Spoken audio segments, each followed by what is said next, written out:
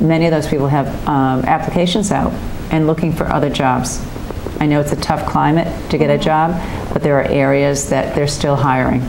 So the sooner that we can settle this budget as a town, the sooner we can stabilize our school district and get our planning underway for next year. The longer it goes out, I think we're going to lose more and more good people. Dr. Palmer, one thing, I want to say thank you as a parent, as a citizen, and on behalf of all the community. I think you've done a wonderful job. You've been very diligent in really communicating and answering your questions. I know the several questions I've emailed to you, you know, respond very quickly, give detailed answers, and I've seen you at a number of the meetings, and thank you for taking your time here this morning to answer a number of the questions that really came from the public, and I think everyone needs to understand, you know, where these questions were coming from, where the concerns have arisen, and we really appreciate all the information that you shared with us. Yes, and if you have any closing remarks. Just to say, you know, I feel privileged to be here to serve as superintendent. It's a tough year everywhere, not just Monroe, every district. Every superintendent is struggling with all of these budget concerns. It's a tough time for our country, but we have so many outstanding students and so many things to be proud of in our district.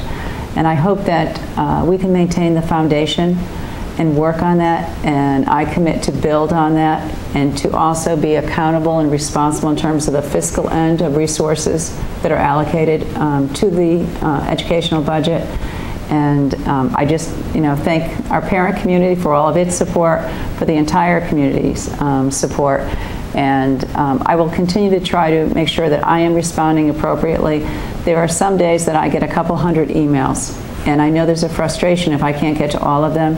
If there is an urgent matter and I'm not getting back because of just the flow, my administrative secretary, Sandy Tevelitz, as a backup, I'm going to urge you also to keep her in the loop, because she is helping so that we can get timely responses to people. I've received a few from her too. Yes, well, we're trying to make sure, but I want to make sure that we do get back, and if there's, you know, any concern, that we get the questions out there. I am going to be posting additional information on the superintendent's blog, because some of these questions and others have come up, and especially about the busing, you know, what impact that will have. So over the weekend, there will be more answers and questions posted. So I hope you find that helpful too. But thank you for the opportunity. And Caitlin, I think you did a great job today. Absolutely. And do not forget to vote on May 12th, Tuesday.